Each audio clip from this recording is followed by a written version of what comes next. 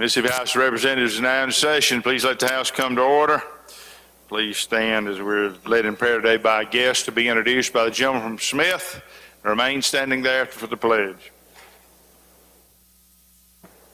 Thank you, Mr. Speaker. Ladies and gentlemen, I want to introduce you to a great friend and a great pastor of mine, Brother David Hayes from Union Baptist Church. He has been our pastor for 18 years. Brother David. Let's pray. Heavenly Father, we come before your throne just thanking you so much for today and thanking you for an opportunity to come before you just humbly.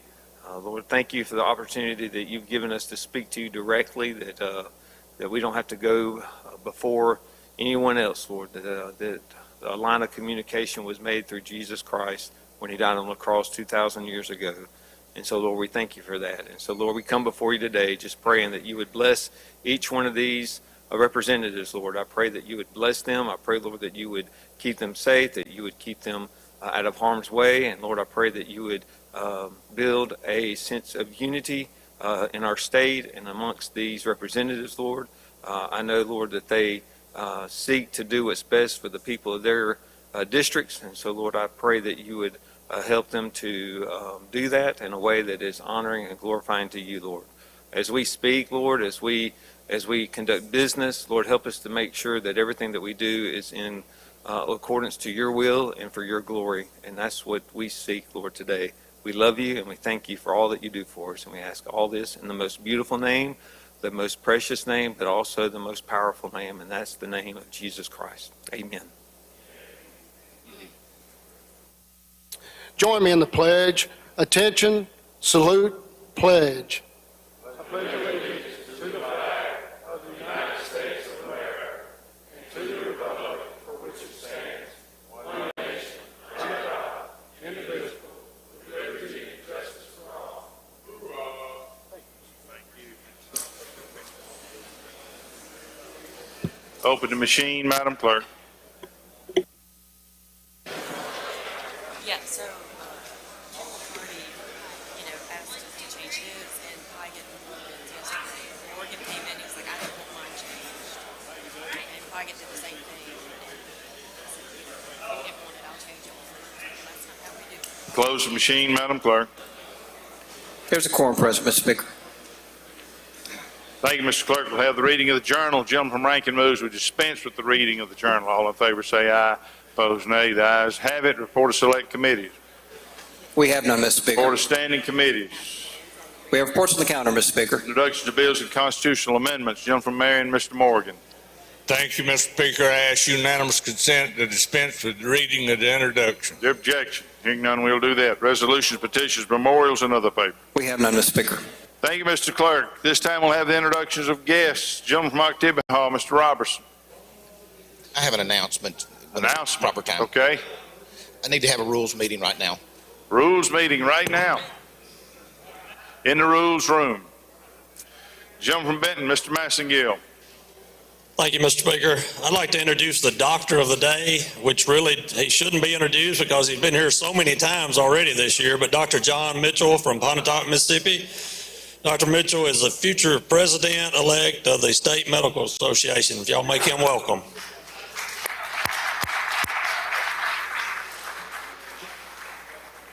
Thank you, Doc.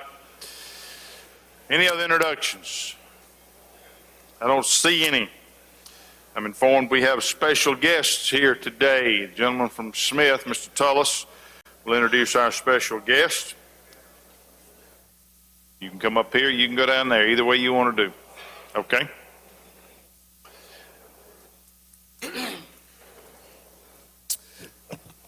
Thank you, Mr. Speaker. Ladies and gentlemen, I've very rarely come up here to introduce any special guest, and I know we congratulate and honor football teams, baseball teams, basketball teams, and so on throughout the year, but today is a special day for Raleigh High School football. I want to introduce you to the state 3A football champions for the very first time in school history. So I want to, and Mr. Speaker, I know that we like to kind of spend as not as much time, but this is a special presentation this morning. And I want to talk about the journey that these young men took to get where they got as far as the state championship. And it's a very important story. It's a story of loss and of getting your head on straight and doing things that you need to do to continue on. And you have to go back to the summer, this past summer, back in June of 2022, when they started their training as far as weightlifting and running. And Ethan Adcock, number 72 with the Raleigh High School football team, he was 16 years of age. He came by my office. He was so excited to be playing football. He was looking forward to the upcoming season because everybody knew it was going to be a special season. And on June 23rd, he came by my office selling chicken plates for the football team, and by the end of the day, he had passed away. He was 16 years of age. And they started the football season, and they were playing really good. They continued to honor Ethan's memory. And the week that they played MRA, they were 4-0, and that Monday, Coach Higdon, who's the head coach of Raleigh High School football, his mother passed away. That Wednesday, number 11, Isaiah Strickland, who was also 16, lost his life in a car accident. And they lost one game this past year, and that was against MRA, who was a 5 or 6A school. Raleigh's a 3A, and they lost by 10 or 11 points. I told Coach Higdon, I think we got cheated in one game, and that would have been MRA. But Raleigh went on. They completed their season 14-1. Coach Higdon and his staff were the coaching staff for 2022 in the state of Mississippi. And the community and our county, we surrounded them because we knew what the loss that they underwent. We knew the adversities that they were facing. But yet they were able to show the courage, the personal courage, the commitment, the integrity, and the honor to their lost teammates. And they finished the season 14-1. They beat Knoxville County 55-52 in the state championship, which was the highest scoring game in state playoff history. I would be amiss if I didn't recognize the number one recruit in the state of Mississippi from Raleigh High School. Mr. Perkins, if you'll stand up.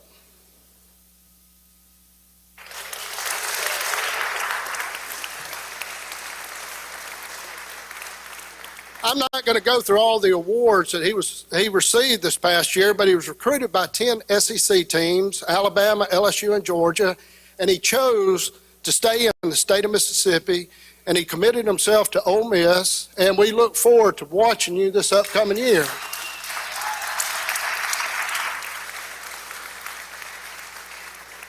And I've talked with Mr. Perkins before. He probably doesn't remember, but you're talking about a guy that is so humble, and he will give credit to where credit is due, and that's to these other members on this team. But looking back at this season, I'm almost through. I was reminded of a quote by Gail Sayer. I'm sure you all remember Gail, some of the older folks do. Gail Sayer roomed together with Brian Piccolo with the Chicago Bears.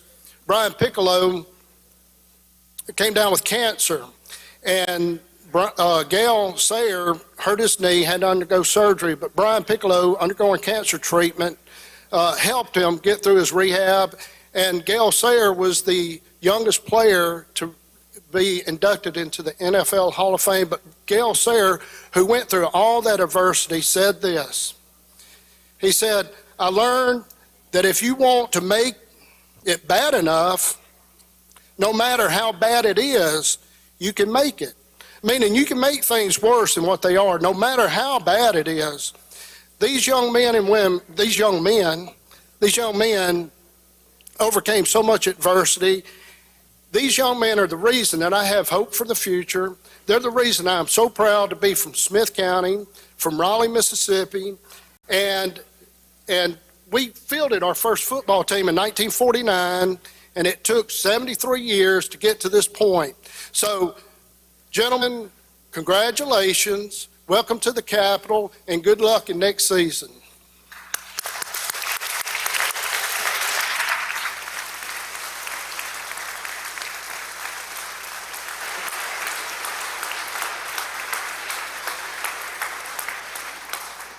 Congratulations, gentlemen. We're proud of your accomplishments. Jim from Smith, you said he lost one game to MRA. Who was the quarterback of that MRA team, sir? Was he any good? I told the Speaker Pro Tem that his son cheated us, so no, Yeah. I'm sure Coach Higdon will agree that they played their hearts out and it was a fair game. It was just, we just needed a little extra. That's right. Well, good. Congratulations.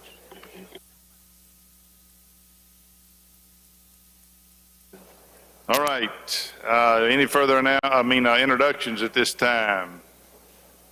Jump from Scott, Mr. Miles. Thank you, Mr. Speaker. I would like to introduce to y'all one of the great coaches from Raleigh, Mississippi, and one of my childhood friends, Mr. Larry Means, Coach Larry Means from the big metropolis of White Oak.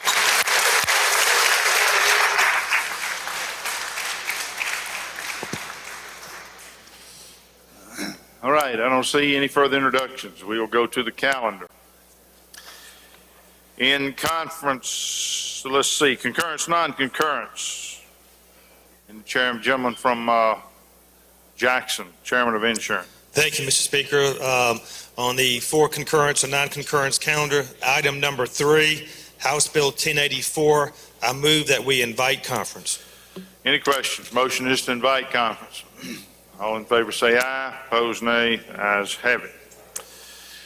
Anything further there on that calendar? I don't see anybody. Motion to reconsider calendar. Gentleman from Pike.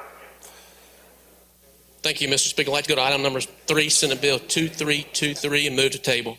Motion is to table. Those opposed have 5 minutes. Any opposed? All right, I don't see any. If you favor the motion, indicate by saying aye. Opposed, nay. Ayes have it. Anything further on the motion to reconsider calendar?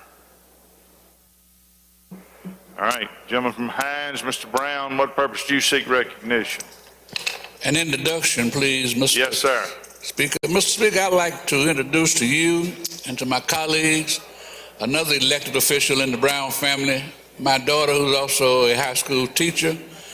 That is Kadada Brown Patrick. Would you stand, please? She is also election commissioner for Hinds County, Mississippi. You see now where I got my good looks from. Yes, sir. All right, rules calendar. I guess they're still in the meat. Appropriations calendar passes. Ways and Means passes. Brings us to the bottom of page 4, laid on the table. Any chairman have an item here? All right.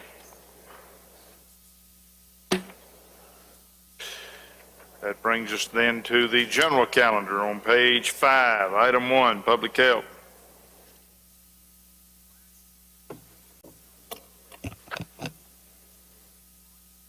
Thank you, Mr. Speaker. I'd like to skip item 1, Senate Bill 2576, and it can go to the bottom of the calendar. All right. Next item. Thank you, Mr. Speaker. Item number 2, Senate Bill 2369, called up. Make the usual motion. Chairman calls the bill up, moves that the rules be suspended. Bill considered in gross read the third time, placed on final passage. All in favor say aye. Opposed, nay. The ayes have it. Chairman recognized. Thank you, Mr. Speaker. Ladies and gentlemen of the House, this is a strike all. This is the repealer bill for the Department of Human Service. Of course, this is an agency that we need here in Mississippi, and so obviously it has a repealer every few years for us to take a look at it, and this repealer is set for July 1, 2026, and that is the explanation of the bill, Mr. Speaker. Any questions on the strike all? Jim from Washington, Mr. Hines. Thank you, Mr. Chairman. Yeah. Yes, sir. All the language that we discussed is still in the bill? Yes, sir. Okay, thank you. Don't see any further questions. If you favor the strike all, indicate by saying aye. Opposed, nay. The ayes have it. Any further questions? Lady from Jones, Ms. Scott. I'd like to speak on this bill, Mr. Speaker. Okay. I don't see any further questions. Lady from Jones, you're recognized to speak.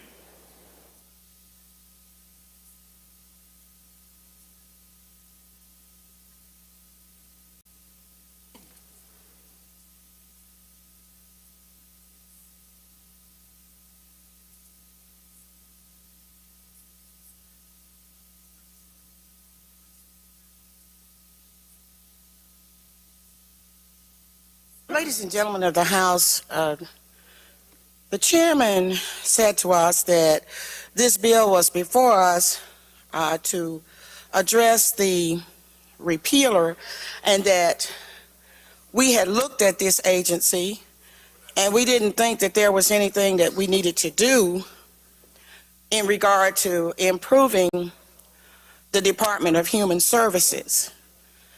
And so I guess the reason why I wanted to speak just a moment on this bill is because of the mission of the Department of Human Services, and it's outlined in the bill, where we have the Office of Youth Services, Senior Citizen Services, Children's Services.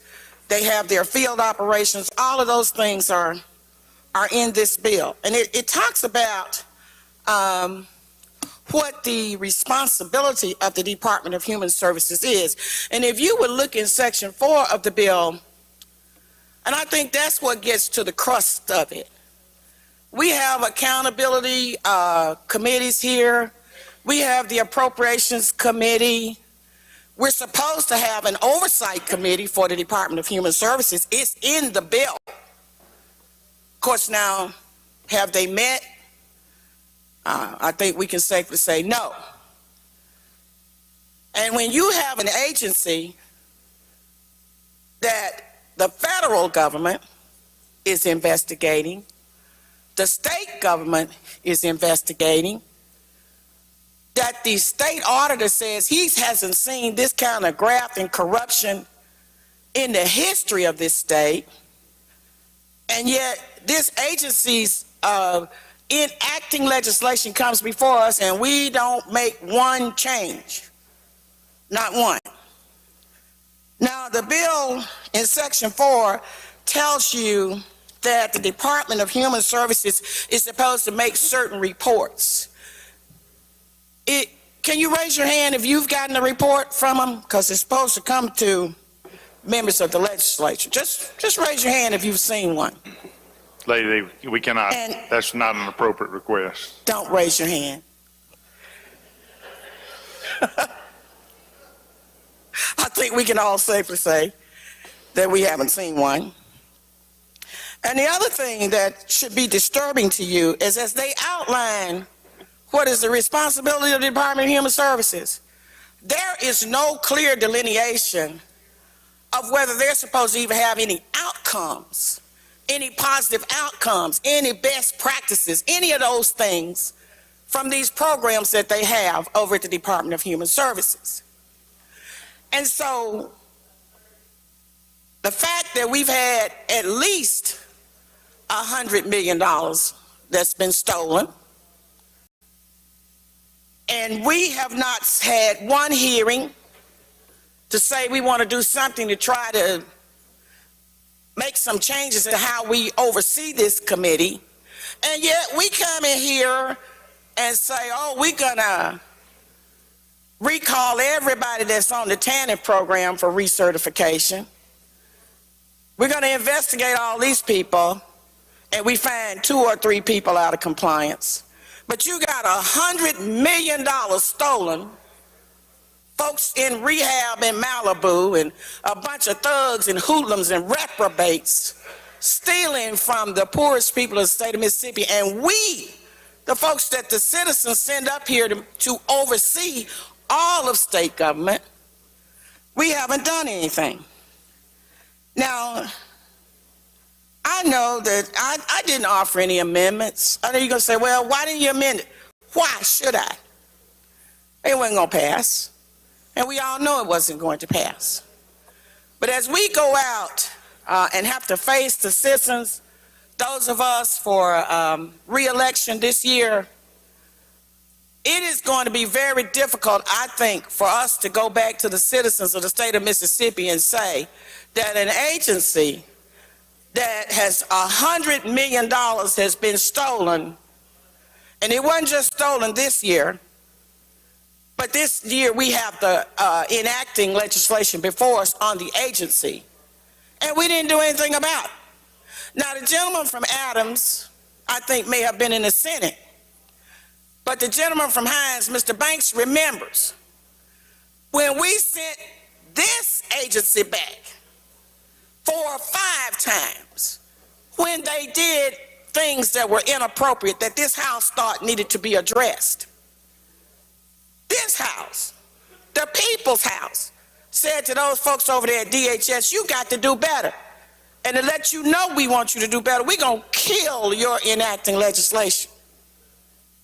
Now, I'm going to vote against this bill to enact an agency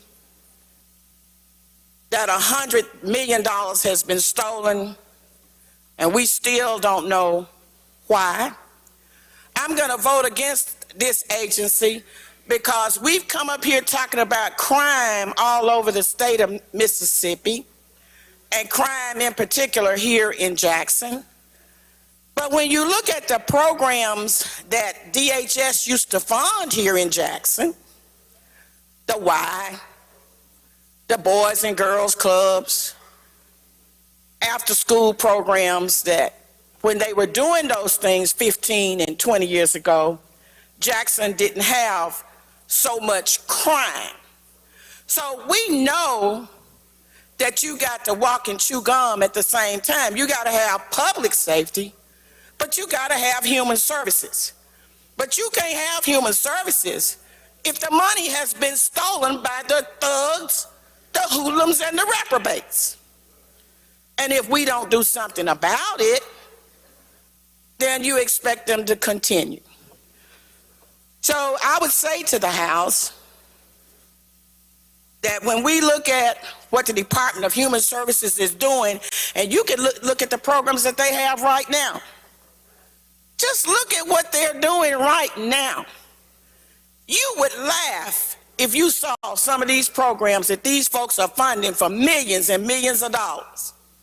But there was a time when the Department of Human Services funded churches to feed old people. And those people were out in the communities. You know what that did? That helped you with crime. There was a time when the Department of Human Services funded after-school programs and summer programs for children to get remediation. You know what that did? That helped you with crime. There was a time when the Department of Human Services funded community services programs. You know what that did? That built families and communities. But now, as we know, and I will just loosely quote Brett Favre and Phil Bryant, it's just a slush fund. Where can we get some more money from it? For concussion stuff, for folks to go to Malibu and rehab, build volleyball courts, and get paid for not speaking. And that's just a part of what we know in the misuse of those dollars. And so, I'm voting against this bill, not because of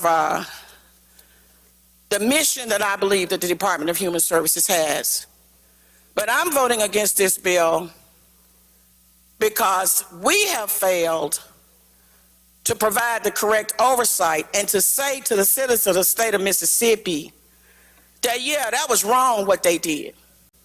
Not one time have we said that.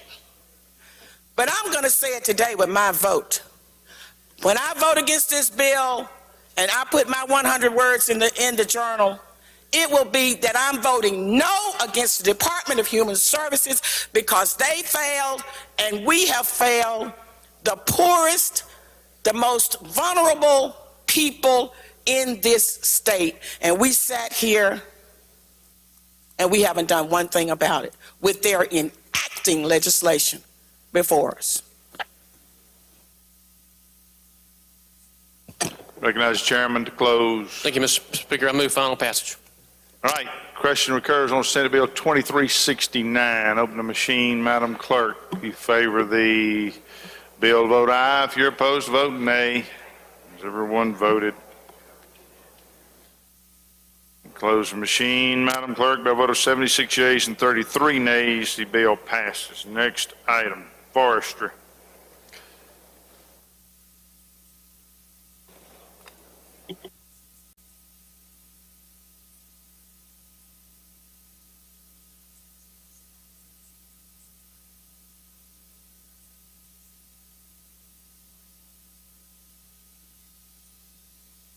Thank you, Mr. Speaker. I'd like to call up Senate Bill 2548 and make the usual motion. Gentleman calls the bill up, moves the rules be suspended. The bill considered engrossed, read the third time, and placed on final passage. All those in favor say aye. Opposed, no. The ayes have it. You're recognized, gentlemen. Turn it over to the man from Lincoln.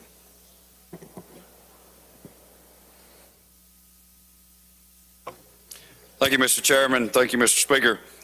Before you right now is Senate Bill 2548. We worked on this legislation last year when we were bringing regulations on log trucks running at night, making them have lights and all of this. DPS has asked for this legislation right here to make the nighttime and the daytime regulations the same.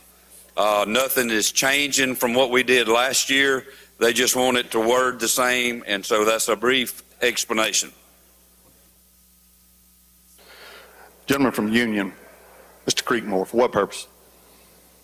Introduction out of order, Mr. Speaker. You're recognized. Thank you, Mr. Speaker. I'd like to welcome to the South Gallery a hardworking group of men and women from all across the state of Mississippi representing the Mississippi Trauma Care System. Will y'all stand, please? This dedicated group provides exceptional work for Mississippians in trauma situations. Their talents were recently on display during the COVID pandemic by providing the framework and implementing the COVID protocols for Mississippians in concert with the Department of Health. Ladies and gentlemen of the Mississippi Trauma Care System, we thank you for your service and welcome to your capital.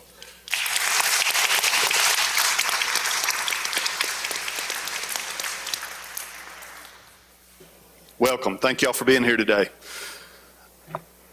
Any questions on the bill?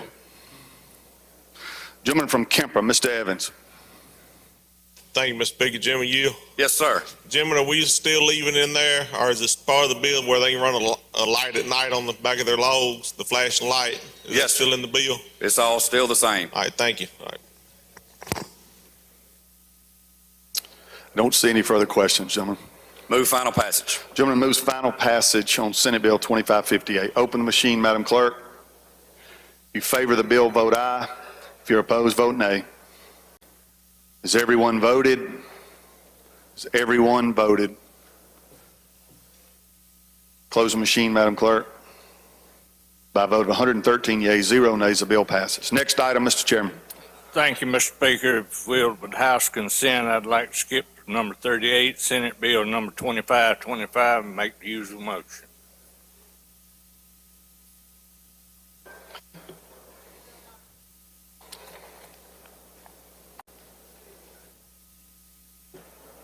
Is there objection? I don't see any. Okay. Madam Clerk will get us there. Gentleman from Clark's going to present the bill.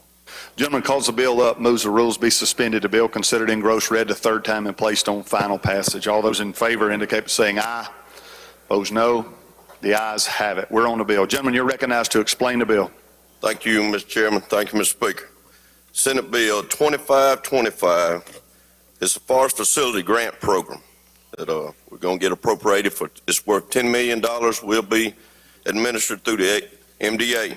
This grant is to your current facilities. If they want to add infrastructure to it, build roads, transportation to it, they can apply for this grant. It's for water, sewer, and transportation only.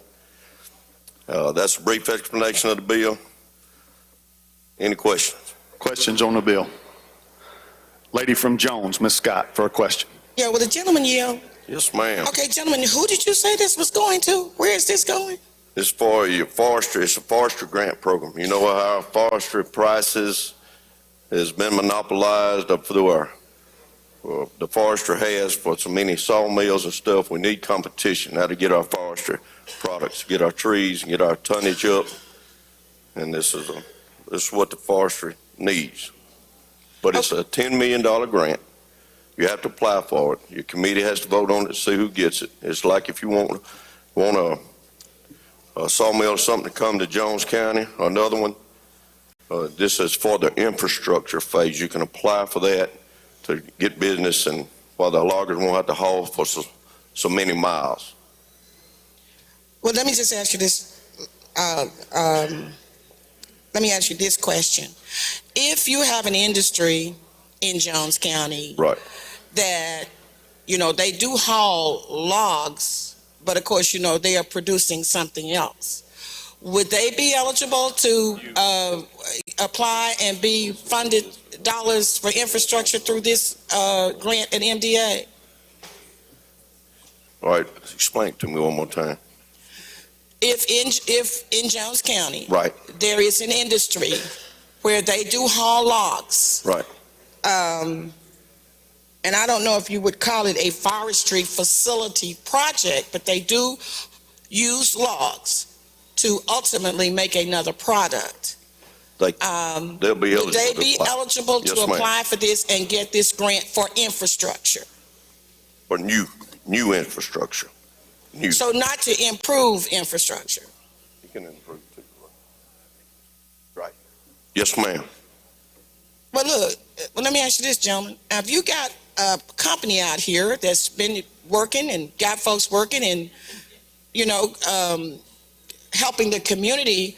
Why wouldn't we allow, for the sake of a better word, those that brought us to the dance, to be able to get some of these monies to upgrade their existing infrastructure? It's in the bill. Well, I thought you said they couldn't do it. It's for new and expansion. It's expansion. Well, I didn't hear you say expansion. I just heard you say new. It's okay. Expansion. All right. Okay, Jim. All right. Thank you. Gentleman from Itawamba, Mr. Boyd, for a question. Will you yield? Yes, sir. Just a friendly question. This is going to be for, like, if somebody has a site which they believe and get a contract signed on that they're going to have a new forestry industry come in, they can use that grant for infrastructure and things like that. Yes, sir. Infrastructure only. Well, that'll be a new build. It's not for site prep, but it's for sewer, water, and Roads, transportation, road to get to it. Yes, sir. Okay. Thank you. Good deal. Don't see any further questions, gentlemen. Move to final passage. Gentleman moves final passage. Open the machine, Madam Clerk. If you favor the bill, vote aye. If you're opposed, vote nay. Has everyone voted? Has everyone voted? Close the machine, Madam Clerk. By a vote of 112 yeas, 4 nays, the bill passes. We will go back. I believe Chairman of Judd is. Thank you, Mr. Speaker. I'd like to pass items 4 through 6 on the calendar and ask that they retain their place on the calendar. With unanimous consent, I'd like to advance to items 31 through 34 on the calendar. Is there objection? I don't see any objection to this. Lady, I've got a few introductions here. Gentleman from Montgomery, Mr. Oliver. Thank you. Thank you, Mr. Chairman. Mr. Speaker, excuse me, I apologize. Ladies and gentlemen of the House and South Gallery, if you would help me make welcome from all the way from Choctaw County, Mississippi, the mother of the gentleman from Choctaw. Ms. Hood is joining us in the South Gallery with several other ladies. Welcome, Mama Hood.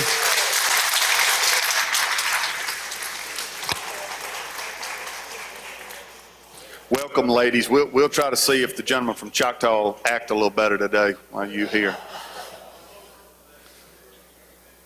Gentleman from Lauderdale, Mr. Calvert. Introduction. You're recognized. Thank you, Mr. Speaker. I know we have more colleagues here, but we have a special school here today that takes care of 4 of my 5 children. It's the Lamar School Raiders, and it's the 8th grade class. Please make me help them feel welcome.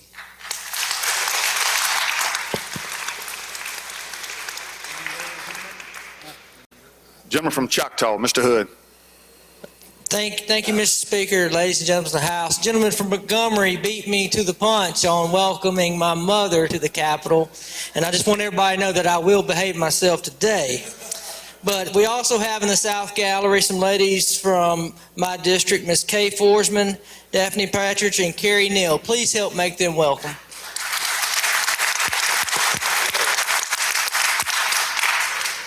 Gentleman from Warren, Mr. Denton.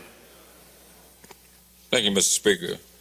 Ladies and gentlemen, if you'll look to the South Gallery, we have with us today Mr. Pablo Diaz. He's the gentleman that's responsible for bringing all industry to Warren County. Let's please make him welcome. Thank you.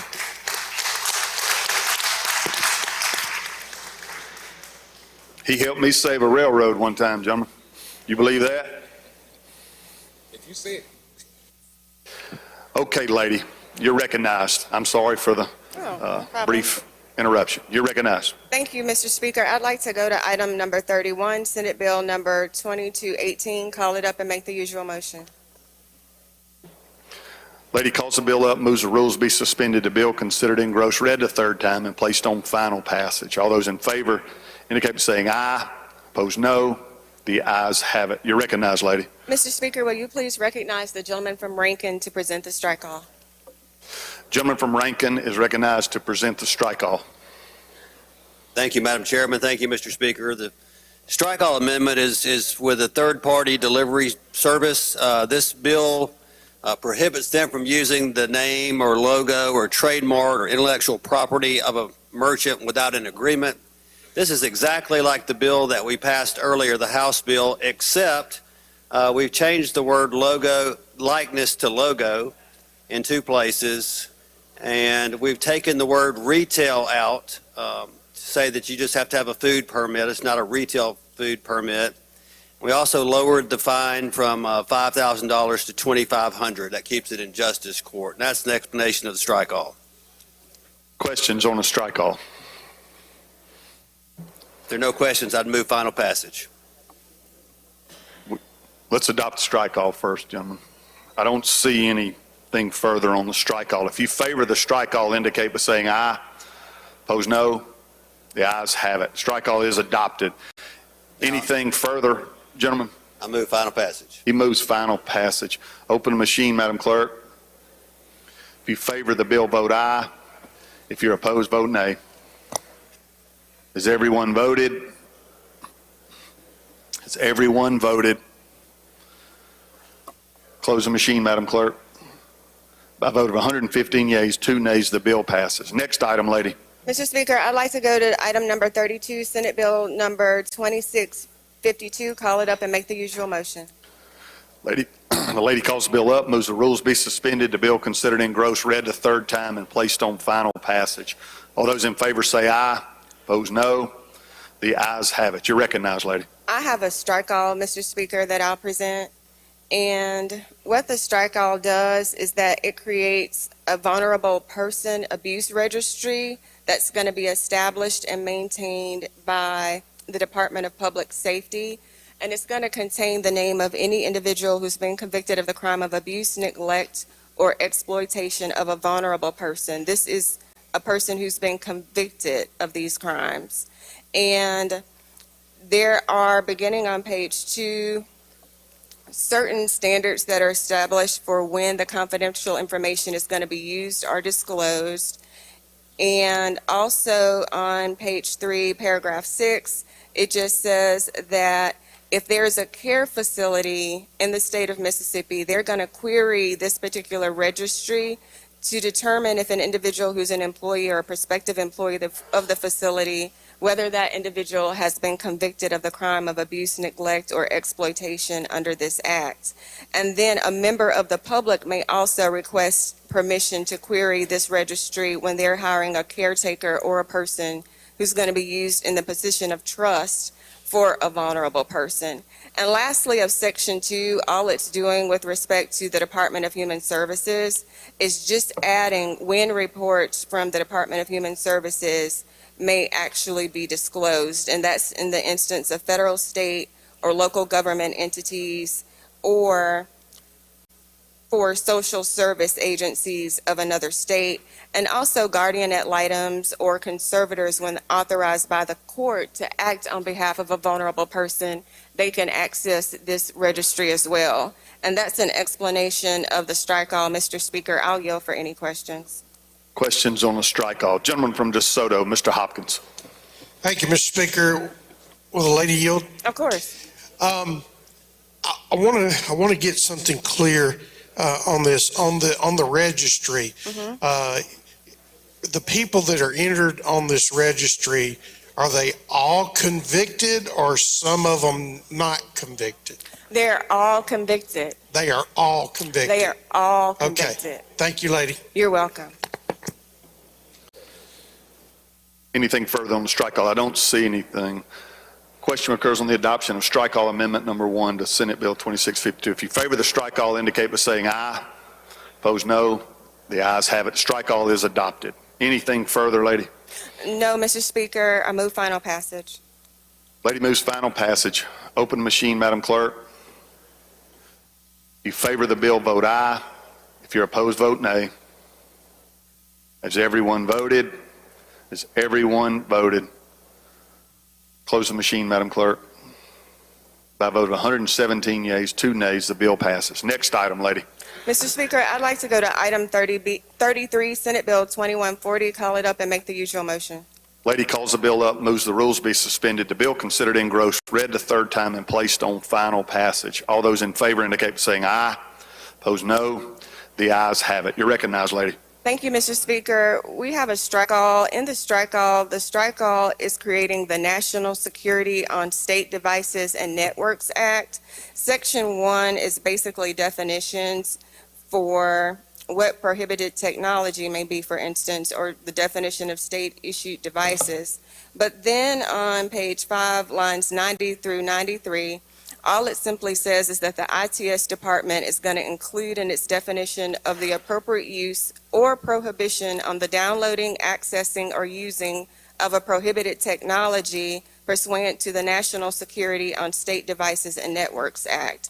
So ITS department in its definition for whether there's an appropriate use of a state technological device or a state-issued device, then it has to be pursuant to the National Security on State Devices and Networks Act. And that's an explanation of the strike all, Mr. Speaker. I'll yield for any questions.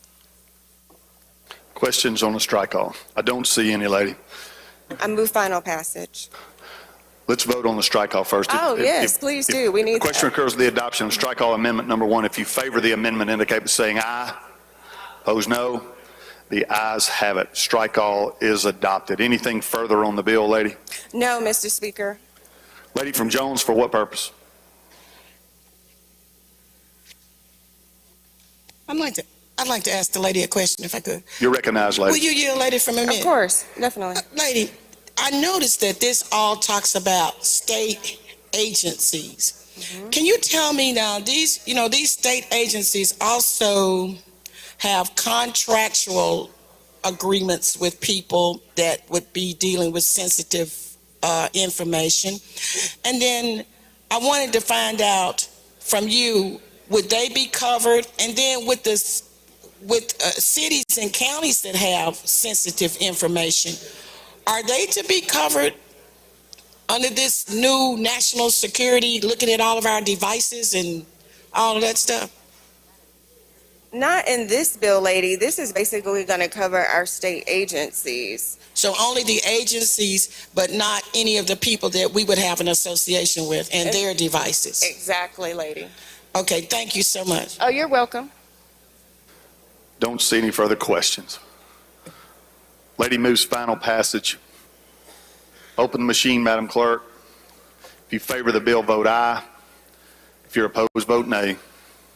Has everyone voted? Has everyone voted?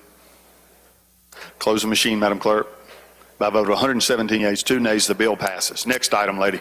Thank you, Mr. Speaker. I'd like to go to item 34, Senate Bill 2729. Call it up and make the usual motion. Lady calls the bill up, moves the rules be suspended, the bill considered engrossed, read the third time, and placed on final passage. All those in favor say aye. Opposed, no. The ayes have it. You're recognized, lady. Thank you, Mr. Speaker. What Senate Bill 2729 does is that the the executive director of ITS usually is the one who contracts when there are businesses who want to do business with the state for certain applications, such as what the lady from Jones just asked me. And what we found out is during the pandemic is that a lot of businesses want to contract the limitation of liability. And what this bill would simply do is just add on lines 59 that all contracts for acquisitions for computer or telecommunications equipment is going to be included for review in these contracts. And also, the limitation of liability has to be approved by the state entity in addition to the ITS director for whom the acquisition is being made. And that's all this bill is doing, or pardon me, the strike all. Lady, it's not a strike all, but I do believe you have an amendment. Oh, I'm sorry. So we do have an amendment. The amendment is saying that it's just simply removing the repealer. That's it, the reverse repealer. Don't see any questions on the amendment. The question occurs in the adoption of amendment number 1. If you favor the amendment, indicate by saying aye. Opposed, no. The ayes have it. The amendment is adopted. Anything further on the bill, lady? No, Mr. Speaker, that's the explanation of the bill. I don't see any questions. You move final passage? I do. Lady moves final passage. Open machine, Madam Clerk. If you favor the bill, vote aye. If you're opposed, vote nay. Has everyone voted? Has everyone voted? Close the machine, Madam Clerk. By a vote of 119 yeas, 0 nays, the bill passes.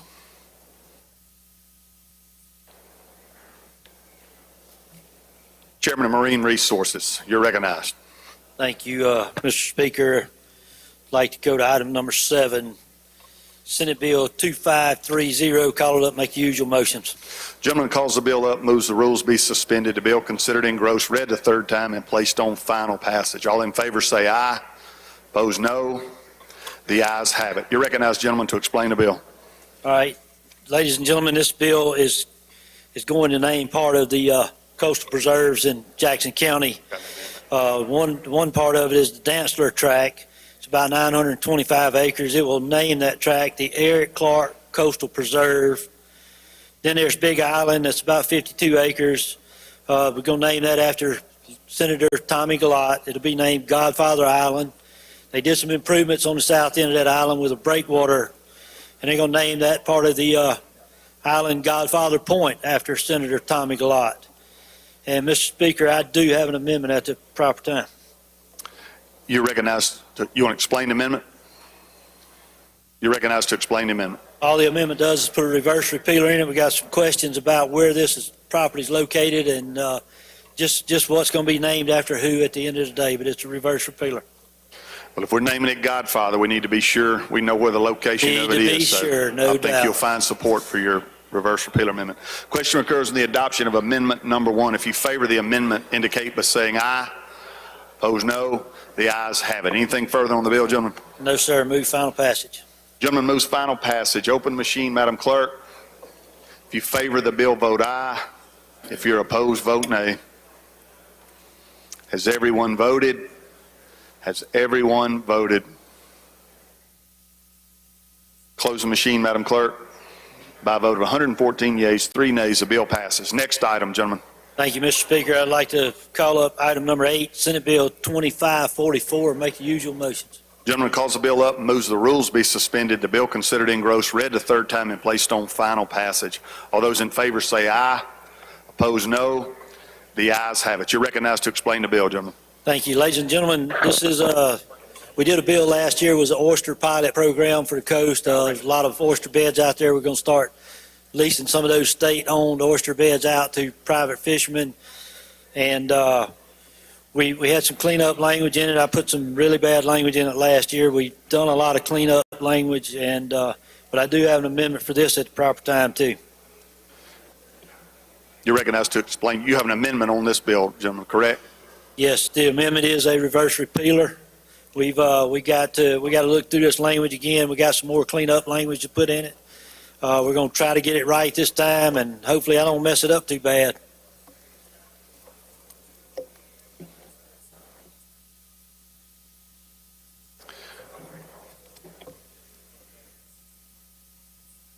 Give us 1 second, gentlemen.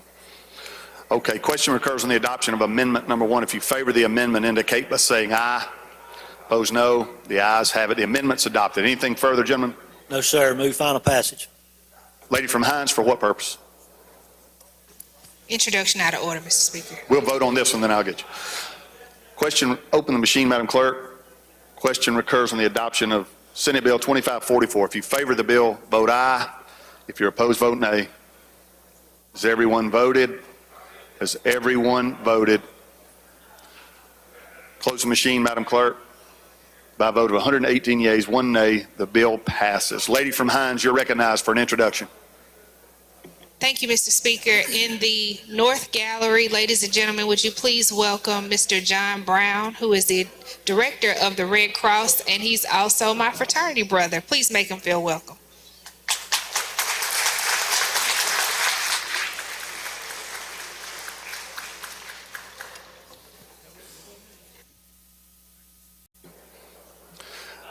Gentlemen, you're recognized. Thank you, Mr. Speaker. I'd like to go to item number 9, call that bill up, make the usual motions. Gentleman calls the bill up, moves the rules be suspended. The bill considered engrossed, read the third time, and placed on final passage. All those in favor say aye. Opposed, no. The ayes have it. You're recognized to explain the bill, gentlemen. Thank you, Mr. Speaker. I'd like to recognize the gentleman from Harrison to do the next 2 bills. And ladies and gentlemen, here's the Rocket Man. Gentleman from Harrison is recognized. Thank you, Mr. Speaker. Senate Bill 2550 comes to us from the Department of Resources, and what it does is clean up inconsistencies in the commercial harvesting laws. Currently, crabbing laws require every person on a vessel to be licensed, whereas shrimp and oyster vessels are not that way. This bill will just simply put crabbing vessels on a level playing field and require licenses for the vessels only, not each individual crew member. That concludes an explanation of the bill, Mr. Speaker. Questions on the bill? I don't see any, gentlemen. Move for final passage. Gentleman moves final passage. Open machine, Madam Clerk. If you favor the bill, vote aye. If you're opposed, vote nay. Has everyone voted? Has everyone voted? Close the machine, Madam Clerk. By a vote of 118 yeas, 0 nays, the bill passes. Next item, gentlemen. Item number 10, Senate Bill 2551. Make the usual motions. Gentleman calls the bill up, moves the rules be suspended. The bill considered engrossed, read the third time, and placed on final passage. All those in favor say aye. Opposed, no. The ayes have it. You're recognized to explain the bill, gentlemen. Thank you, Mr. Speaker. This bill does have an amendment. It's simply a reverse repealer. They already have the amendment. Question recurs on the adoption of the amendment to add a reverse repealer. If you favor the amendment, indicate by saying aye. Opposed, no.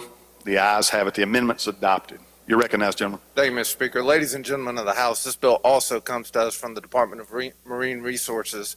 And basically what it does is allow it brings the language for the marine resources laws conforming with federal law. This is because they have Department of Homeland Security grants, and they need to be conforming with that so they don't jeopardize losing the grants. There's no expansion of powers or law enforcement duties. That concludes an explanation of the bill. Gentleman from Lee, did you have a question? Questions on the bill? Gentleman from DeSoto, Mr. Eubanks. Thank you. Thank you, Mr. Speaker. Would gentlemen yield? Gladly. Did you say there was no increase in the laws that they were going to enforce? Correct. There will be 0 increase in expansion of their duties. Okay, thank you. Mm-hmm. Don't see any further questions, gentlemen. Move for final passage. Gentleman moves final passage. Open machine, Madam Clerk. If you favor the bill, vote aye. If you're opposed, vote nay.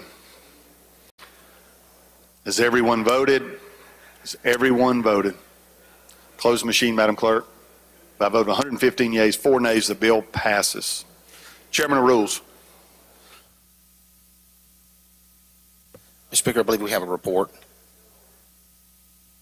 I recognize Madam Clerk to read a report from Committee on Rules. Report of Committee on Rules, H.R. 92, the American Red Cross Month, designate month of March 2023. Title sufficient to be adopted. You recognize, Mr. Chairman. Ladies and gentlemen, this is a resolution honoring the American Red Cross and designate March as American Red Cross Month in celebration of Mississippi's humanitarian spirit. We have Casey Grist, the Executive Director of the North Mississippi Chapter, and John Brown, the Mississippi Executive of the voluntary up here in the gallery. All the volunteers in the gallery, in the North Gallery here. Welcome in.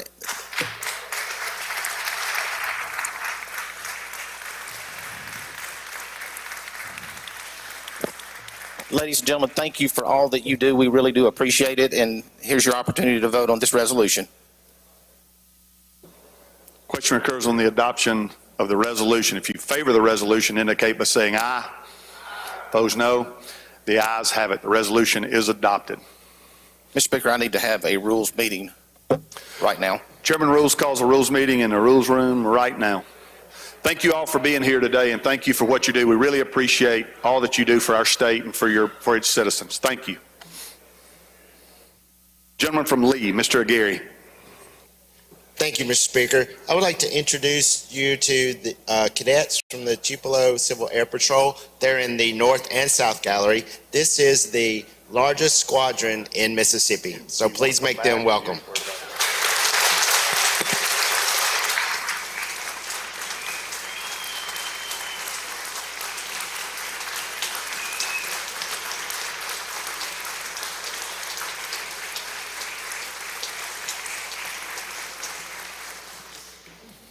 Great looking group. Appreciate your dedication and service and the direction you're headed. And thank you for being at your Capitol today. Gentleman from Washington, Mr. Hines. Thank you, Mr. Speaker. Introduction out of order. You're recognized. Thank you. On behalf of Representative Willie Bailey, one of his constituents and a dear co-worker and a close friend of ours and the hardest working Red Cross volunteer you will ever meet, Ms. Betty Allison, will you help please make us feel welcome?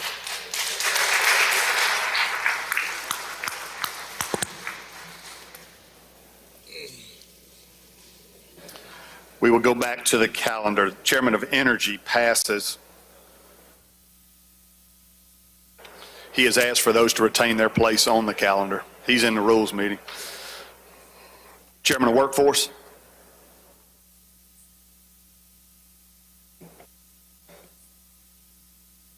Gentleman from Itawamba. Mr. Speaker, I'd like for those bills to hold their place on the calendar. Thank you, gentlemen. We will do that. Chairman of Banking.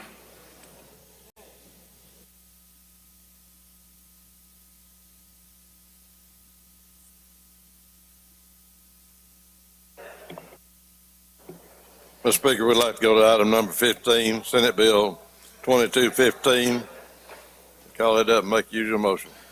Gentleman calls the bill up, moves the rules be suspended. The bill considered engrossed, read a third time and placed on final passage. If you favor, say aye. Those opposed, no. The ayes have it. You're recognized to explain the bill, gentlemen. Mr. Speaker, would you recognize the gentleman, senior gentleman from Lee to explain the bill?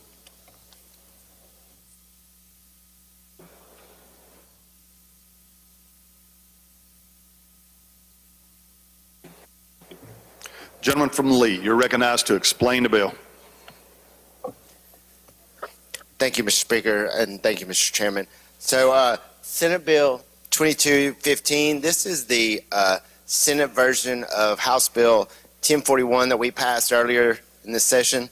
This was brought to us by the Treasurer's Office.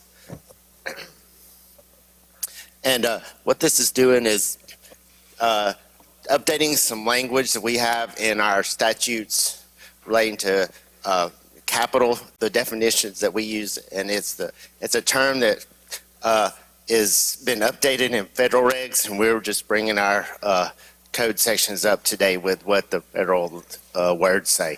That's my explanation. Questions on the bill? Gentleman from Tallahatchie, Mr. Reynolds, for what purpose? Nope. He passes. Don't see any questions, gentlemen. Move final passage. Gentleman moves final passage. Open machine, Madam Clerk. If you favor the bill, vote aye. If you're opposed, vote nay. Has everyone voted? Has everyone voted? Close the machine, Madam Clerk. By a vote of 118 yeas, 0 nays, the bill passes. Chairman Judd B.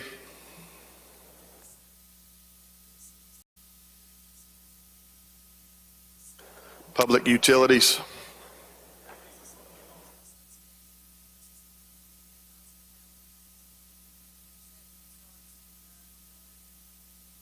Thank you, Mr. Speaker. I'd like to go to item number 21, Senate Bill 2102. Call it up, make the usual motion. Gentleman calls the bill up, moves the rules be suspended, the bill considered engrossed, read the third time, and placed on final passage. All those in favor say aye. Opposed, no. The ayes have it. You're recognized, gentlemen. I do have a strike all amendment also. You're recognized to explain the strike all. Thank you. Ladies and gentlemen of the House, this bill comes to us from the 811 board or commission in our utilities. One thing it's doing right now in law, we have where they can do an emergency excavation if there's an emergency involving imminent danger to life, health, or property. A excavator can go out and do an excavation immediately and then notify 811. We are adding an impending emergency. This is an emergency that is not going to be something that is got to be taken care of real quick, but could be taken care of in 12 hours. This would allow them to call in that and take care of that within 12 hours. The bill also extends the time from 2 days to 3 days, or 48 hours, 72 hours for a location to be done. This again is at the request of the 811 board and the utility location contractors, the workloads and everything that they are under. They just need an additional 24 hours to do that. And further in the bill, it just says that in the case there is a lawsuit that if something is damaged and an operator if an operator brings a lawsuit to enforce compliance with this, that the prevailing party in any lawsuit will be awarded its legal costs, expenses, and everything else. And if it's an equitable settlement, that they would share equitable portion among the lawsuit obligations. And that's an explanation of the bill. Questions on the bill? Gentleman from Tallahatchie, Mr. Rosebud, for what purpose? Will the gentleman yield? Yes. So, Mr. Chairman, in this bill, did we also add the portion where it says that they would notify individuals who are working of the time that they may arrive? Gentlemen, what we're doing in this bill is we're giving these utility contractors, the contractors who locate utilities, buried utilities and everything under an imminent danger. We're giving them 12 hours to do that. That's not something where you have a gas leak or a ruptured water line or ruptured or broken telecommunications. That's an emergency.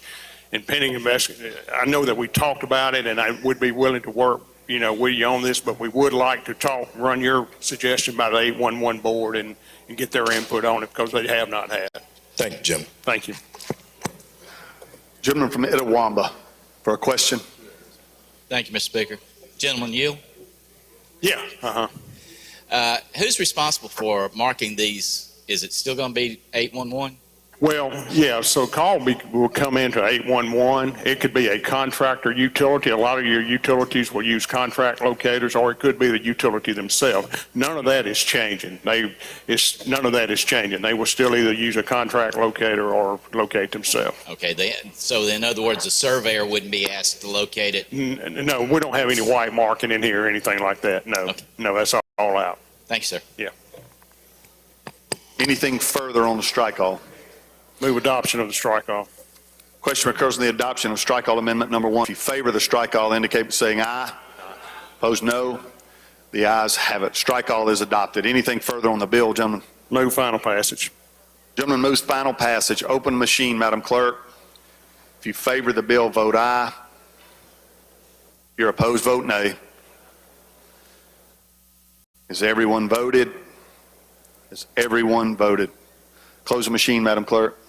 By a vote of 116 yeas, 2 nays, the bill passes. Gentleman from DeSoto, Mr. Eubanks. Thank you, Mr. Speaker. If the House will help me recognize some dear friends of ours, Krista and Avi Dornier, they're in the back of the chamber with my number 1 constituent, my wife, here for Red Coat Day. If y'all make them feel welcome.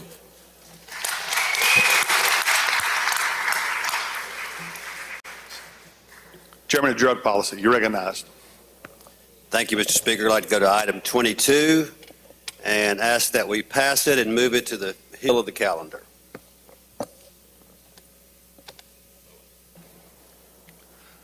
We will do that. Next item, gentlemen. Item 23, Senate Bill 2282.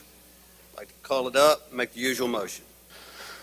Gentleman calls the bill up, moves the rules be suspended, the bill considered engrossed, read the 3rd time, and placed on final passage. All those in favor say aye. Opposed, no.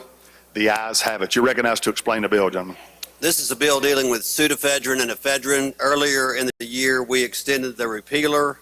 With the House bill, the Senate bill simply removes the repealer. I think it's a good thing to do to remove the repealer. It works well to go to the pharmacy and show your driver's license and get your Sudafed, and they run your driver's license through the NPLEX system, the National Precursor Exchange Log. They're keeping up with it very, very well. And there's no reason, in my view, to keep having a repealer. So this removes the repealer. That's an explanation of the bill. Happy to yield for questions. Questions on the bill? Don't see any, gentlemen. I move final passage. Gentleman moves final passage. Open machine, Madam Clerk. If you favor the bill, vote aye. If you're opposed, vote nay. Has everyone voted? Has everyone voted? Close the machine, Madam Clerk. By a vote of 118 yeas, 0 nays, the bill passes. Next item, gentlemen. I'd like to go to item 24, Senate Bill 2336. Make the usual motion. Gentleman calls the bill up, moves the rules be suspended, the bill considered engrossed, read the 3rd time, and placed on final passage. All those in favor say aye. Opposed, no. The ayes have it. You're recognized to explain the bill, gentlemen. I believe you got a strike all. Move we adopt the strike all in lieu of the original bill. Questions on the strike all? I'd like to explain the strike all. You're recognized to explain the strike all. So what this bill does, it's basically the Emergency Response and Overdose Prevention Act. It gives universities and colleges the ability to administer and distribute Narcan. In case someone is having an overdose, they would have the drug necessary to combat that overdose. Naloxone is the term, that is the name of the drug, and it just gives them a way to help those who are having an overdose survive that. That's all it does. Happy to yield for questions. Questions on a strike all? I don't see any. Okay. Question occurs on the adoption of strike all amendment 1. If you favor the strike all, indicate by saying aye. Aye. Opposed, no. The ayes have it. Anything further on the bill, gentlemen? Move final passage. Gentleman moves final passage. Open the machine, Madam Clerk. If you favor the bill, vote aye. If you're opposed, vote nay. Has everyone voted? Has everyone voted? Close the machine, Madam Clerk. By a vote of 119 yeas, 0 nays, the bill passes. Gentleman from Newton, Mr. Rushing. Thank you, Mr. Speaker. Introduction out of order. You're recognized. Thank you, Mr. Speaker. On behalf of myself and the gentleman from Neshoba, Representative Scott Bounds, we'd like to welcome Union High School from Union, Mississippi. Their senior government class, if y'all will stand. Some of these young ladies and gentlemen may be here one day representing the state of Mississippi, and I couldn't be prouder to have them here today. We want to recognize Principal Robinson for taking time bringing these fine students over to visit with us today. Hope you enjoy your visit to your capital. Thank you. Welcome to your capital. Good to have y'all here today. I don't want you to emulate everything you see on the floor today, but some of it for sure. Gentleman from Harrison, Mr. Hullum. Mr. Speaker, introduction out of order. You're recognized. I would like for the chamber to extend a warm welcome to our mayor, my good friend, and a past senator of the state of Mississippi, Mayor Billy Hughes, hiding in the back. Welcome, Mayor. Good to have you with us. Gentleman from Lowndes, Mr. Boyd. Mr. Speaker,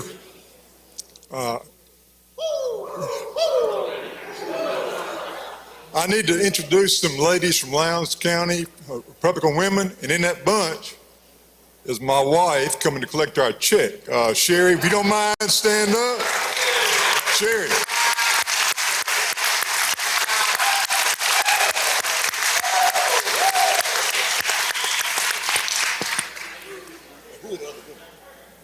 Lady, your husband made quite an impression at his first trip to the well. I hope you got to see a video of it somewhere. It was memorable, that's for sure. Good to have you all at the Capitol today, and glad you're here on payday for sure. Gentlemen, you're recognized. Thank you, Mr. Speaker. I'd like to call up Senate Bill 2053. Gentleman calls the bill up, moves the rules be suspended. The bill considered engrossed, read the third time, and placed on final passage. All in favor say aye. Opposed, no. The ayes have it. You're recognized to explain the bill. This is the Deficit Prevention Act. What it does is it requires state agencies to notify the governor, the lieutenant governor, speaker of the House and the Senate, to House and Senate AET committees within 15 days of a notice of discovery of a deficit of appropriations. All the time these agencies are running into deficits, but what we're asking them to do with this bill is to work with LBO and DFA to try to cut that deficit down to a minimum. So that's what this bill does.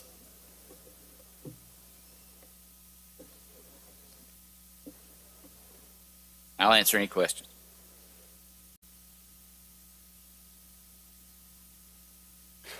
Questions on the bill. Gentleman from Washington, Mr. Hines. Thank you, Mr. Speaker. Gentleman, you. Yes, sir. Gentlemen, aren't there some agencies that, because of the nature of the work they do, they have to have the ability to go into the deficit? Yes, sir. And this doesn't limit them to going into a deficit. I mean, it's just a precaution where we can cut the deficit as small as we can. I know there's some agencies that we won't be able to do that with, but there are other agencies we might be able to. So, for instance, like the Department of Corrections, if they have an outbreak in regards to some, just say like COVID. Yeah. And you have the medical bills run up. So what, under this bill, what would the agency have to do? They just have to report it, and they'd work with the, like I say, LBO and DFA in order to maybe limit the deficit as much as possible. That doesn't mean that we'll undercut anything that they need to do or anything like that. It's just trying to prescribe measures that, they might see where out in the future there may be something that they got in their budget that they might not be going to use that year, that they might be able to cut and withdraw some of those funds over to replace some of the funds that they need where they have the deficit. So, gentlemen, are you not aware that they do that now? They notify LBO and DFA when they're running short on funds to get some form of authority to continue on. And that's how we come in and do deficit appropriation. Well, we do that, but this is in order to maybe make some arrangements, like I said, in the budget where they can not have such a budget deficit. So, gentlemen, who asked for this? Who's complaining about this particular issue? DFA. Is this something you thought of? DFA. So DFA requested this? Yes.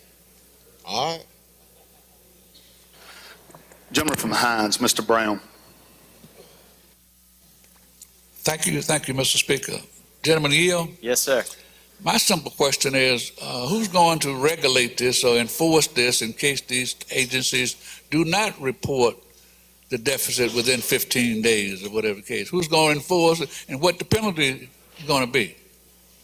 Well, I don't know that there's any penalties involved in this bill, but if they don't do it, their opportunity to gain funds next year might be impeded.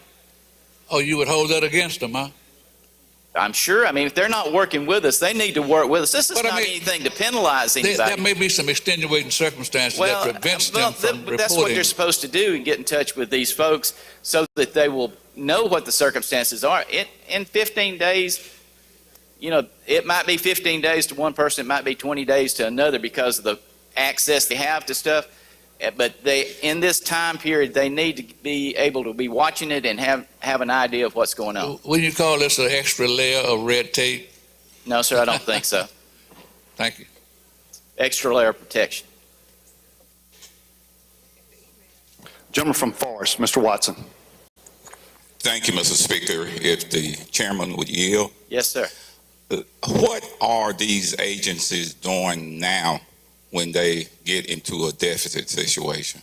Well, they often tell people about it, but the key to this thing is working with LBO and DFA. They haven't been, the way I understand it, they haven't been, these groups have not been able to work with them. They say, hey, we got a deficit, and they know they're going to have a deficit, but these two working with it, knowing what the funds are coming in, will be able to work with these people to limit, maybe limit the deficit. They may not be able to do a whole lot with it, but everything that we can do to limit that deficit is in our favor. Now, agencies cannot spend what they don't have in their budget at this point, can they? No, sir. But we often, run deficits in some because we have critical situations, and we have to expend those funds. Is this bill primarily for the smaller agencies or for the large agencies? I think it's going to affect all of them. Okay. And you really feel this bill is necessary? I think it's a way that we can limit the deficit some. I don't know that we can limit them a whole lot, but like I say, DFA asked for this bill, and so we feel like that, if they're willing to do it and work with these agencies a little closer, a little tighter, I think it's a good idea. Okay, thank you, sir. Yes, sir. Gentleman from Oktibbeha, for what purpose? Amendment at the proper time. I don't see any further questions. Now would be time, gentlemen.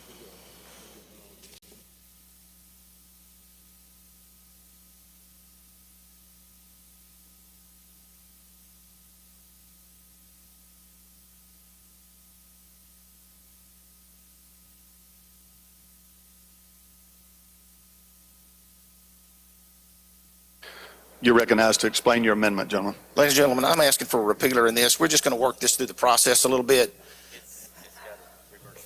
It has a, we're just putting a reverse repealer in it. That's all we're doing. Don't see any questions on the amendment. If you favor the gentleman's amendment, indicate by saying aye. You have a question, lady from Lincoln? You're recognized. So we just want agencies to let us know if they're overspending their budget. So why do we need to work that further? I'm not understanding why we need a reverse repealer. Well, there's always better ways to do it. Well, are you aware that Medicaid is required by law to report a deficit to peer every year, and they never do? Another reason we need a reverse repealer. Thank you. Don't see any further questions on the amendment. If you favor the adoption of the amendment, indicate by saying aye. Opposed, no. The ayes have it. The amendment's adopted. Anything further on the bill, gentlemen? It moves final passage. Open machine, Madam Clerk. If you favor the bill, vote aye. If you're opposed, vote nay. Has everyone voted? Has everyone voted? Close the machine, Madam Clerk. By a vote of 98 yeas, 10 nays, the bill passes. Next item, Mr. Chairman. I'd like to call up Senate Bill 2054.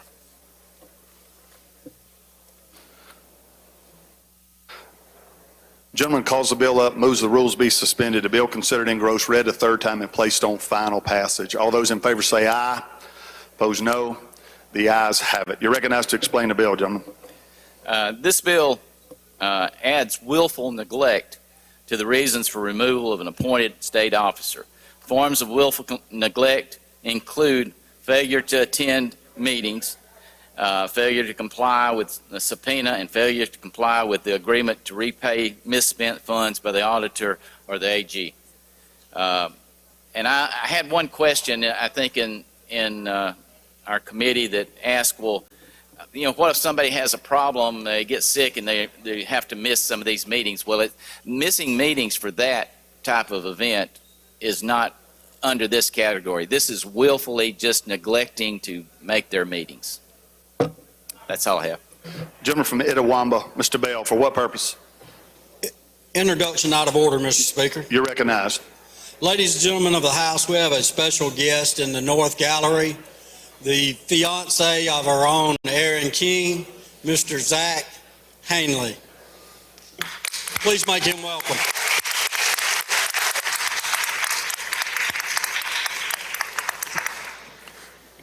Welcome, gentlemen. We heard a little bit about you yesterday, and we can't give you an opportunity for rebuttal, but I feel like that time's coming at some point. Welcome to the Capitol. We think a lot of your fiance for sure. Gentleman from Choctaw, Mr. Hood, for what purpose? Amendment, Mr. Speaker. Any further questions on the bill? Gentleman from Harrison, Mr. Haney. Thank you, Mr. Speaker. Gentleman Yield? Yes, sir. You mentioned, I was trying to look, missing meetings. Does everybody have their own 2 out of 6 months, or is there a number? You said miss a meeting. Is the general, or each agency has their own? It's, I believe, 3 meetings in a row. Okay, thank you, sir.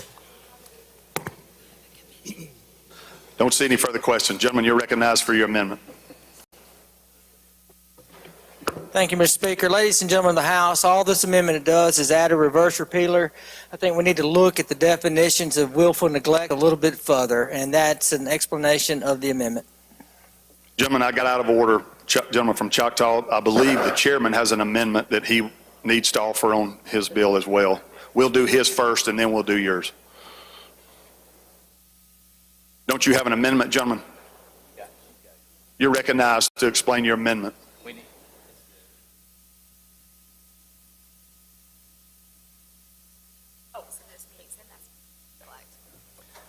This is what I was talking about a while ago. I thought it was already in the bill, but we discussed it, and the amendment just says if you miss 3 meetings in a row for a justifiable reason, that's not considered neglect. Question occurs on the adoption of Amendment 1. If you favor the amendment, indicate by saying aye. Opposed, no. The ayes have it. Amendment's adopted. Gentleman from Choctaw, you're recognized to explain your amendment.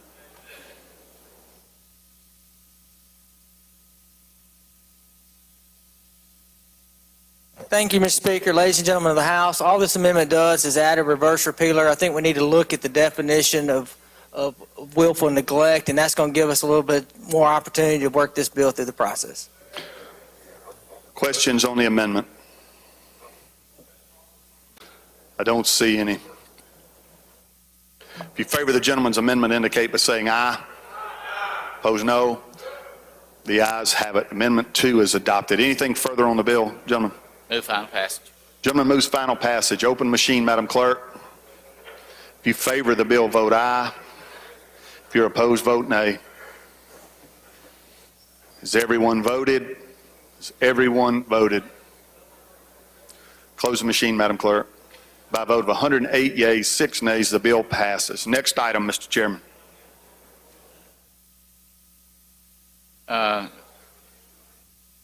I'd like to call up Senate Bill 2514.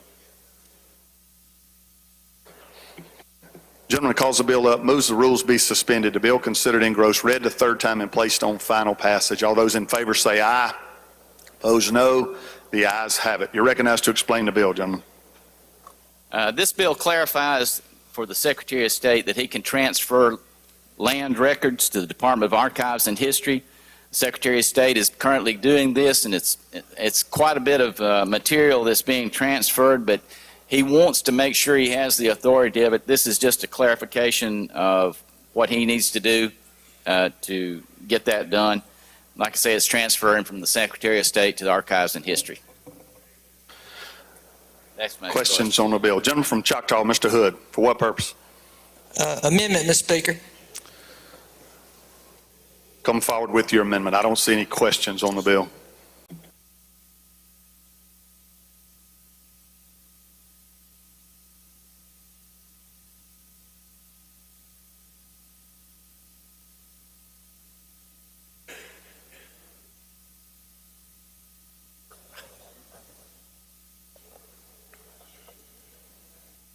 You're recognized to explain your amendment. Thank you, Mr. Speaker. Ladies and gentlemen of the House, all this amendment does is add a reverse repealer to this bill, and as we work it through the process, gives us a little bit more time to look at it.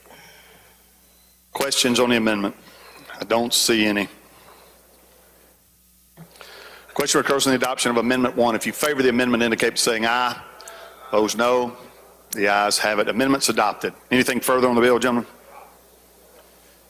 He moves final passage. Open the machine, Madam Clerk. If you favor the bill, vote aye. If you're opposed, vote nay. Has everyone voted? Has everyone voted? Close the machine, Madam Clerk. By a vote of 118 yeas, 0 nays, the bill passes. Gentleman from Harrison, Mr. Haney, for what purpose? Introduction, please, sir. You're recognized. Yeah, I wish you and the House will welcome City of Gulfport. We have, I almost said Chief Leonard Papania, but he was the ex-police chief and the chief city's, administrative officer? Anyway, and then Wayne Miller is the engineer. Appreciate y'all coming.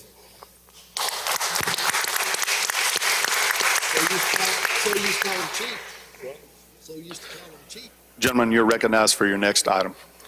I'd like to skip item 28, Senate Bill 2538, and let it retain its place on the calendar. We will do that, gentlemen. Next item. I'd like to call up Senate Bill 2673 and allow the gentleman from Forest and Lamar to do the bill. Gentleman's recognized to handle the bill. Thank you, Mr. Speaker. Thank you, Mr. Chairman. I'd like to introduce Senate Bill 2673. Basically, all this bill does... You make the usual motion, gentlemen. Yes, sir. And we have a... Gentleman calls the bill up, moves the rules be suspended, the bill considered engrossed, read the third time and placed on final passage. All those in favor say aye. Opposed, no. The ayes have it. I believe we have a strike call, and you are recognized to explain the strike call, gentlemen. Basically, what that did was take their language out of the Senate bill and insert our House Bill 1187. That's the explanation of the strike call. Gentleman from Choctaw, Mr. Hood. Amendment, Mr. Speaker. You're recognized for your amendment. I don't see any questions.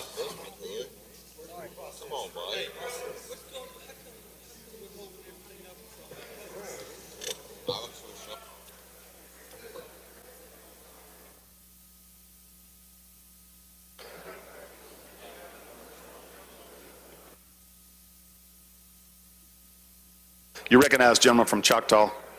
Thank you, ladies and gentlemen of the House. All the amendment does is put a reverse repealer in the bill.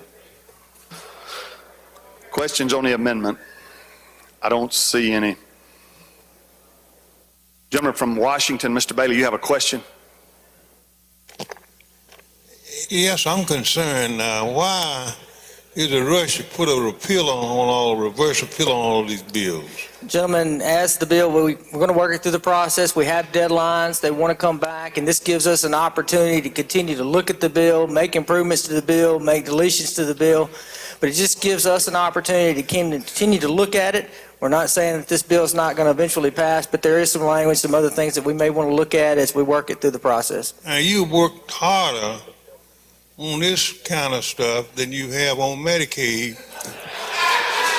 So that's my concern. All of a sudden, have you just got your religion? I'm just sorry. Don't worry about that. Thank you. Hey, I appreciate the question, gentlemen. Thank you, gentlemen. Question occurs on the adoption of Amendment 1 to Amendment 1. Gentleman from Wayne, you have a question? Motion, Mr. Speaker. If I were to recognize you for a motion, what would it be? Table the gentleman's amendment. You're not recognized for that amendment. You're not recognized for that motion, excuse me. Question recurs on the adoption of Amendment 1 to Amendment 1. If you favor the amendment, indicate by saying aye. Opposed, no. House is not voting. If you favor the gentleman's amendment, indicate by saying aye. Opposed, no. Chair is in doubt. Open the machine, Madam Clerk. If you favor Amendment 1 to Amendment 1, vote aye. If you're opposed, vote nay. Has everyone voted? Has everyone voted? Close the machine, Madam Clerk. By a vote of 49 yeas, 59 nays, the amendment fails. Anything further on the bill, gentlemen? He moves final passage. Excuse me. Question recurs on the adoption of Strike All Amendment 1. If you favor the strike all, indicate by saying aye. Opposed, no. The ayes have it. Strike all is adopted. Gentleman moves final passage on the bill. I don't see anything further. Open the machine, Madam Clerk. If you favor Senate Bill 2673, vote aye. If you're opposed, vote nay. Has everyone voted? Has everyone voted? Close the machine, Madam Clerk. By a vote of 109 yeas, 5 nays, the bill passes. Next item, gentlemen. Yes, thank you, Mr. Speaker. Thank you, Mr. Chairman. I'd like to introduce Senate Bill 2844. Basically, all this bill does, it simply deletes the provision of the law which requires state agencies to pay for reassigned vehicles. If they see a better need in another agency that would like to have that particular vehicle, before they had to give fair market value or wholesale price for that vehicle. This allows them to do that, reassign it without having to pay for it. So this bill basically deletes that provision. That's an explanation of the bill. Any questions? Gentlemen, you make the usual motion on this bill? Yeah. Do you make it now, gentlemen? I'll make the usual motion. Gentleman calls the bill up, moves the rules be suspended, the bill considered engrossed, read the third time, and placed on final passage. All those in favor say aye. Opposed, no. The ayes have it. The ayes have it. Anything further on the bill? Questions on the bill? I see lots of names on the board. I don't know if they're for other things. Raise your hand if you got a question on the bill. Gentleman from Newton, Mr. Rushing.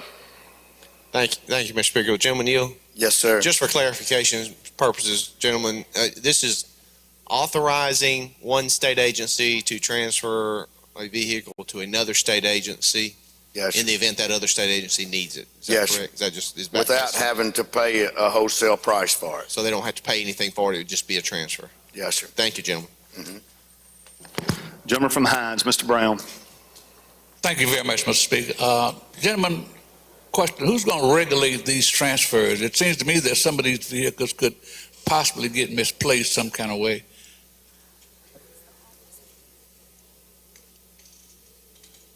They do it now, but it's from the Office of Purchase and Management and Fleet Management. So that process will still be in place, although they can transfer it? Yes, sir. It's just deleting that they have to pay for that vehicle. So it won't have to come out of their budget. If they'd like to reassign one, it'll help another agency. I'm just saying, what if they forget to do the paperwork and transferring one from one agency to the other? Well, I hope they wouldn't do that. Thank you. Yes, sir. Any further questions on the bill? Gentleman from Hancock, for what purpose? You're recognized for your amendment.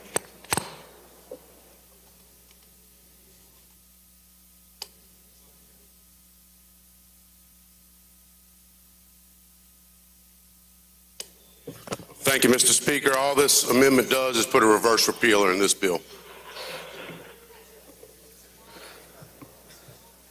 I don't see any questions on the amendment. If you favor, question recurs on the adoption of Amendment 1. If you favor the gentleman's amendment, indicate by saying aye.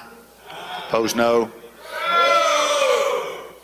The ayes have it. The ayes have it. The amendment's adopted. Anything further on the bill, gentlemen? He moves final passage. Open the machine, Madam Clerk. If you favor the bill, vote aye. If you're opposed, vote nay.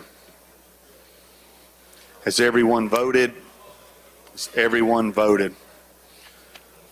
We are going to stop there for the day. I see, excuse me. Close the machine, Madam Clerk. By a vote of 108 yeas, 9 nays, the bill passes. Chairman of Rules, you're recognized. I believe you have a report, or you want to go to your calendar, or both? Both, Mr. Speaker. What are we doing first? Let's do the report first. Recognize Madam Clerk to read the report. Report of Committee on Rules, H.R. 93, Suddenly Sleepy Saturday, designate Saturday, March 11th, 2023. Title sufficient to be adopted. H.R. 94, Nicholas Anderson, commend academic and athletic success. Title sufficient to be adopted. H.R. 95, Benton County Courthouse, commend upon its 150th anniversary. Title sufficient to be adopted. H.R. 96, Dewana L. Stanley, commend and congratulate upon her career success in real estate. Title sufficient to be adopted. H.R. 97, L.C. Jackson, World War II veteran, recognized upon the occasion of his 100th birthday. Title sufficient to be adopted. H.R. 98, Dell Dickens Scupper, honor life and legacy upon her passing. Title sufficient to be adopted. H.R. 99, Mary Jo Wedgeworth, commend her life upon her passing. Title sufficient to be adopted. Mr. Speaker, if we could take all of those up in a block if there are no objections. Is there objection? Don't hear any, gentlemen. We will proceed with that. Let me give Madam Clerk just a minute. Question occurs on the adoption of these House resolutions in block. If you favor the resolutions, indicate by saying aye. Opposed, no. The ayes have it. The resolutions are adopted. Anything further, Mr. Chairman? Yes, sir. If we could go to the rules calendar and take up the HRs in a block, that would be HR number 2, number 3, and number 4. 2, 3, 4 in a block. Is there objection to taking these items 2, 3, and 4 on the rules calendar up in block? I don't see any. If you favor those resolutions, indicate by saying aye. Opposed, no. Those resolutions are adopted. Anything further, Mr. Chairman? Yes, sir. If we could take up the SCRs in a block, that would be 5 through 12. 5 through 12. If there are no objections. Is there objection to this? I don't see any. We will take those items up in a block. Those will be items 5, 6, 7, and 8. 9, 10, 11, and 12. Question occurs on the adoption of these Senate concurrent resolutions in block. If you favor the resolutions, vote aye. Open the machine, Madam Clerk, I'm sorry. If you favor the resolutions, vote aye. If you're opposed, vote nay. Thank you. Has everyone voted? Has everyone voted? Close the machine, Madam Clerk. By a vote of 118 yeas, 0 nays, the resolutions are adopted. Anything further, Mr. Chairman? Mr. Speaker, if we could have all of the things that rules handled today be immediately released as well. Don't see any objection to this. Announcements, Mr. Clerk.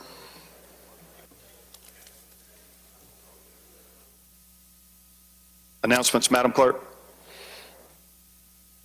Chairman of Rules, you're recognized. Yes, sir. I'd like to introduce someone in our North Gallery, Mr. Jim Simpson, former state representative, and his son are here. If y'all will stand up, give them a warm welcome. Great man.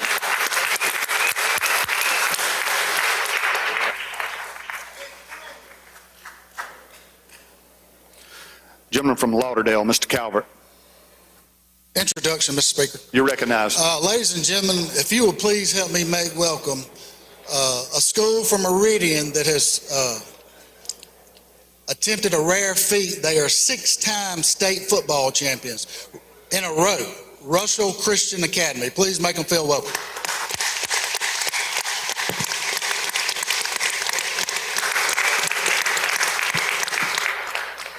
Welcome, gentlemen. Good to have you here at the Capitol today. Gentleman from Tishomingo, Mr. Carpenter. Thank you, Mr. Speaker. I'd like to hold a bill on a motion. Item number 28, Senate Bill 2224 on yesterday's calendar.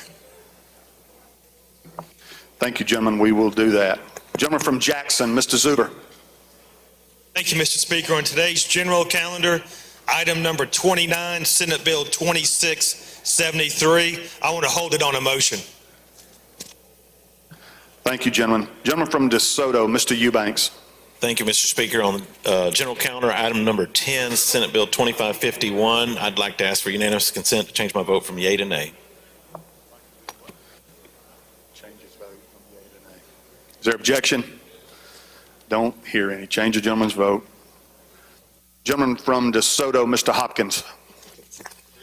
Thank you, Mr. Speaker. Item number 7, Senate Bill 2530. Ask unanimous consent to change my vote from no to yes. Is there objection? Don't hear any. Change his vote. Gentleman from Lawrence, Mr. Evans. Thank you, Speaker.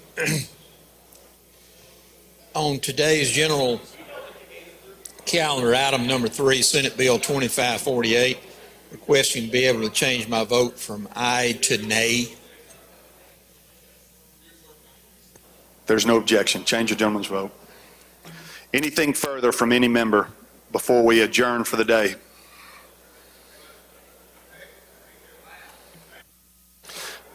If not, I'll recognize the gentleman from Oktibbeha for the motion. Mr. Speaker, I move that we adjourn until 10 a.m. in the morning.